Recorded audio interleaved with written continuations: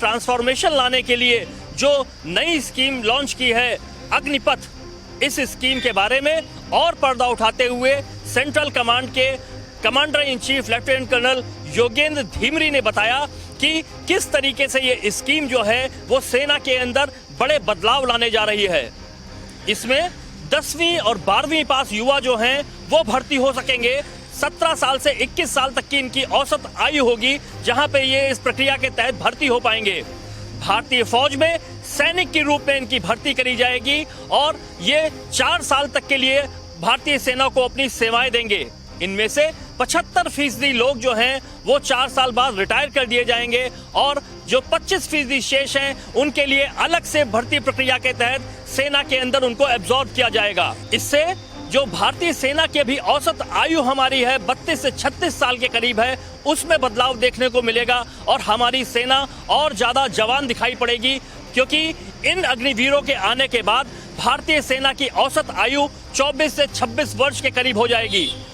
हालांकि अभी भी भारतीय सेना का डंका पूरी दुनिया में बजता है, लेकिन इस स्कीम के आने के बाद अनुभव और युवाओं के जोश का जो मिश्रण तैयार होगा, उससे भारतीय सेना विश्व की नंबर 1 सेना बनने की तरफ बढ़ चुकी होगी। कैमरा पर्सन सलीम के साथ अमित पाठक, MH1 न्यूज, लखनऊ।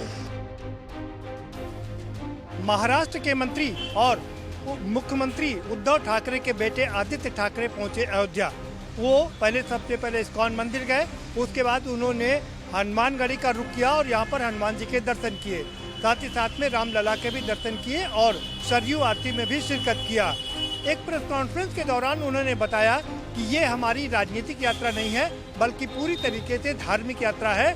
और उन्होंने यह भी याद दिलाया कि राम जी का जो मंदिर बन रहा है वो शिव सैनिकों के कारण ही बन रहा है, क्योंकि शिव सैनिकों ने ही यहाँ पर जबरदस्त आंदोलन किया था।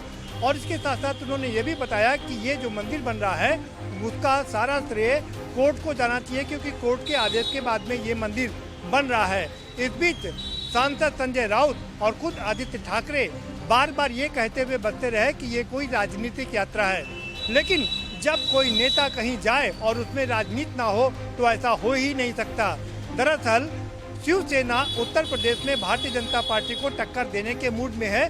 वो लगातार ये कोशिश कर रही है कि जिस तरह भारतीय जनता पार्टी हिंदुत्व का झंडा उठाए हुए है, शिव सैनिक भी यहाँ पर हिंदुत्व की ठेकेदारी करके उनको मुंहतोड़ जवाब दे देती है।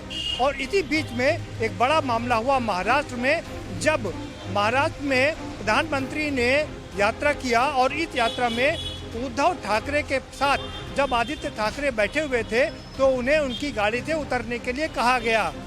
ये बताया गया कि प्रोटोकॉल के तहत वो इसमें नहीं बैठ सकते हैं। दूसरी ओर प्रधानमंत्री के समक्ष फडणवीस को तो बोलने का मौका दिया गया, लेकिन अजीत पवार को बोलने से रोक दिया गया। ऐसे में खार खाए शिवसेना अब अयोध्या का और उत्तर प्रदेश का रुख कर रही है। अब वो भारतीय जनता पार्टी को उत्तर प्रदेश में कितनी चुनौती दे पाएंगे, ये देखना काफी दिलचस्प होगा। Pradeep Vishwakarma, MH1 news, Lucknow.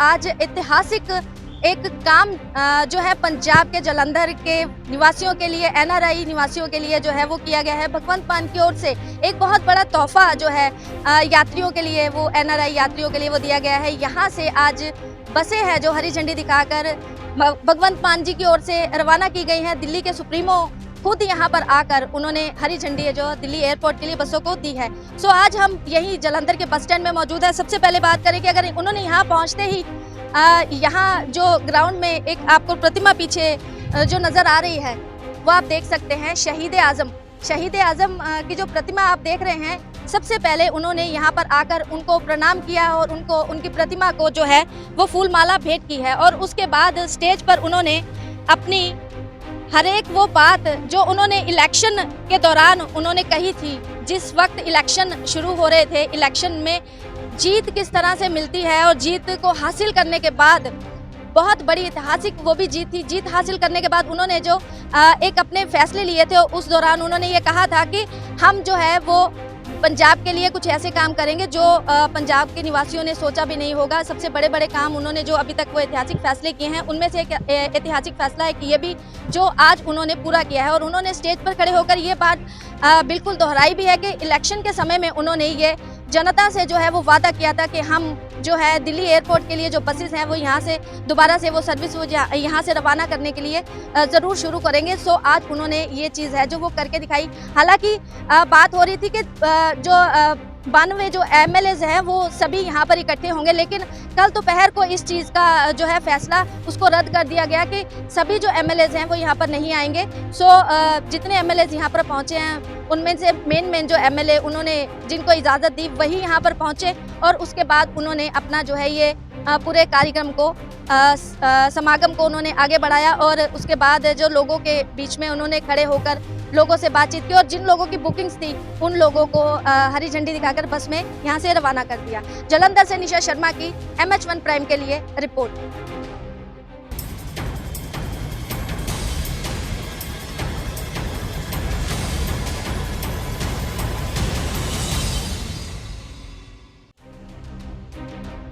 The Herald newspaper को लेकर जहां एक और पूरे देश भर में राजनीति शुरू हो गई, वहीं कांग्रेस का साफ तौर पर आरोप है कि आज 7 साल बाद जो है वो भाजपा सरकार को ईडी नजर आई है। दोबारा इस मामले को राजनीतिक टूल देने के लिए केवल जिंदा रखने का प्रयत्न भाजपा सरकार कर रही है, जिसको लेकर पूरे देश भर में कांग्रेस एकजुट होकर लामबंद होकर जो है वो धरना प्रदर्शन कर रही है। वहीं इसी कड़ी में यदि बात की जाए, हिमाचल प्रदेश राजधानी शिमला में आज कांग्रेस के मुख्य प्रवक्ता नरेश चौहान ने पत्रकार वार्ता के माध्यम से ये जग जाहिर किया है। उन्होंने साफ तौर पे आरोप लगाए हैं केंद्र सरकार पर कि न केवल ईडी बल्कि सीबीआई का भी दुरुपयोग कर रही है भाजपा सरकार और केवल अपनी कठपुतली बनाकर इसे नचाने का प्रयत्न कर रही है।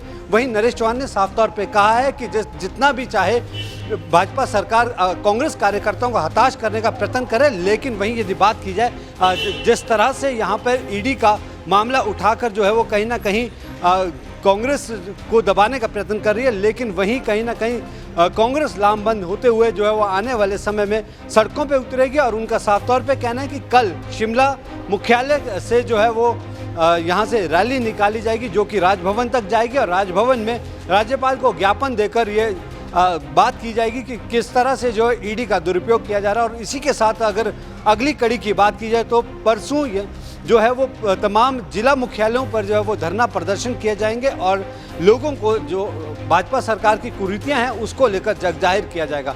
बहरहाल हिमाचल प्रदेश तथा गुजरात में विधानसभा चुनाव होने हैं, इसी को लेकर कहीं ना कहीं भाजपा सरकार जो है वो लोगों का ध्यान भटकाना चाहती है, इसलिए इस तरह के हथकंडे अपना रही है, ये कांग्रेस का कहना है। बहरहाल देखना ये होगा कि आने वाले हिमाचल प्रदेश तथा गुजरात के विधानसभा चुनावों में आखिर जीत किसकी होती है, क्योंकि जहाँ एक और भाजपा मिशन रिपीट को लेकर आगे बढ़ने का प्रयत्न कर रही है, वहीं कांग्रेस का साफ तौर पे कहना है कि जिस तरह से केंद्र सरकार के 8 साल का कार्यकाल और हिमाचल प्रदेश सरकार के 4.5 साल का कार्यकाल जो है वो जन विरोधी रहा है, इसी तमाम मुद्दों को लेकर वो जन जन तक जाएगी और अपने अभियान के चलते जो है वो लोगों को है जागरूक करेगी। मैं अपने सहयोगी पुष्पेंद्र चौधरी के साथ सुनील परमार, MH1 प्राइम, शिमला।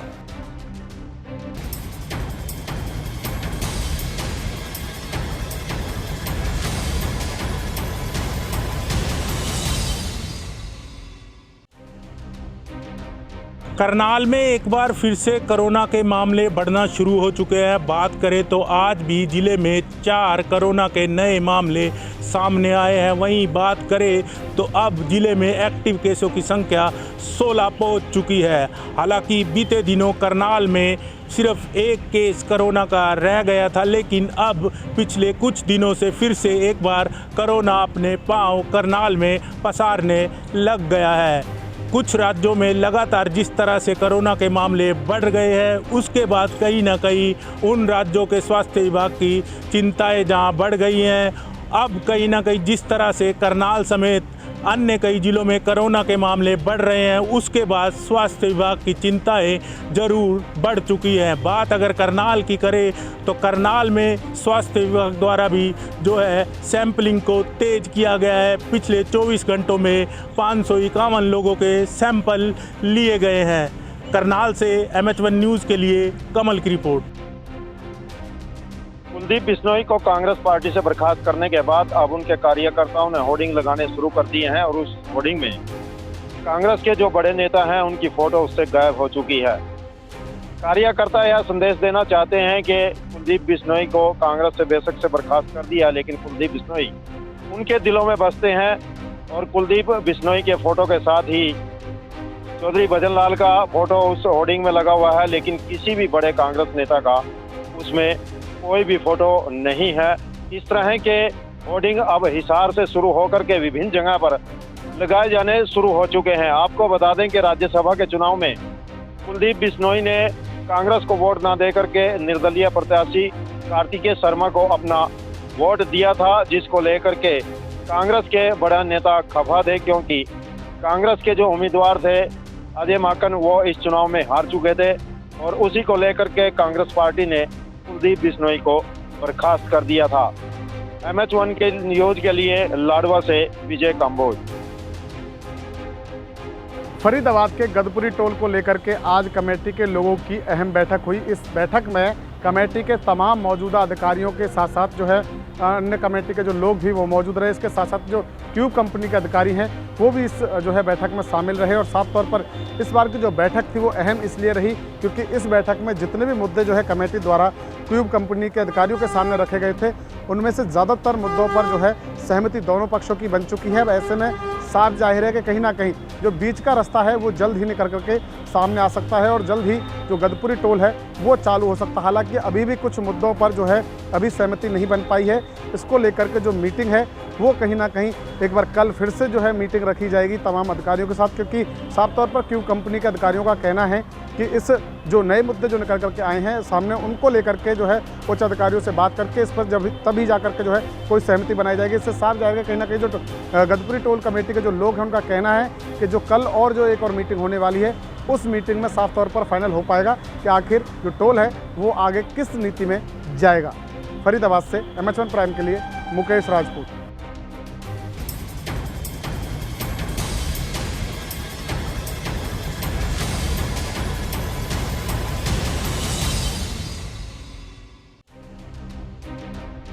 हरियाणा के मुख्यमंत्री मनोहर लाल ने आज अपने चंडीगढ़ निवास स्थान संत कबीर कुटीर पर जनता दरबार लगाया, जहां लोगों की समस्याएं तो सुनी ही साथ ही अधिकारियों को तत्काल तौर पर सभी समस्याओं को सुलझाने के निर्देश दिए।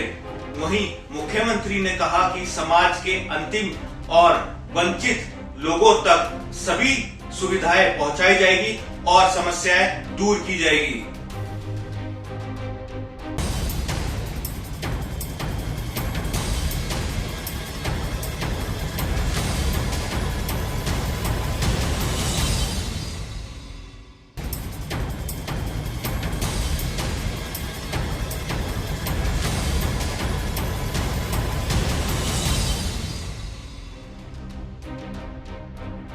सिद्धू मूसेवाला कत्लकांड के बाद लॉरेंस बिश्नोई पंजाब पुलिस को लोड़ींदा था और दिल्ली पुलिस ने कल लॉरेंस बिश्नोई को पंजाब पुलिस को सौंप दिया था और उसके बाद मानसा पुलिस है जो पंजाब पुलिस है वो लॉरेंस बिश्नोई को मानसा लेकर आई थी और उसके बाद रात को ही 2 बजे के करीब उसका मेडिकल हुआ और उसके बाद 4 बजे सुबह कोर्ट में पेश किया गया और जज साहब ने उनको 7 दिन का रिमांड दिया है और उसके बाद पंजाब पुलिस उनको खरड़ लेके गई और उसके बाद CI स्टाफ में रखा गया और उसके बाद बताया जा रहा है भी उनको गुप्त जगह पर लेके जाया जा रहा है लॉरेंस बिश्नोई को।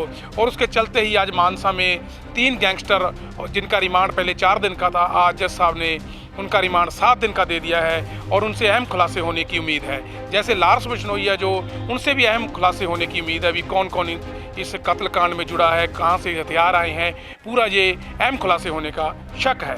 कैमरामैन विक्रम बिक्की के साथ संजीव लक्की, MH1 मानसा।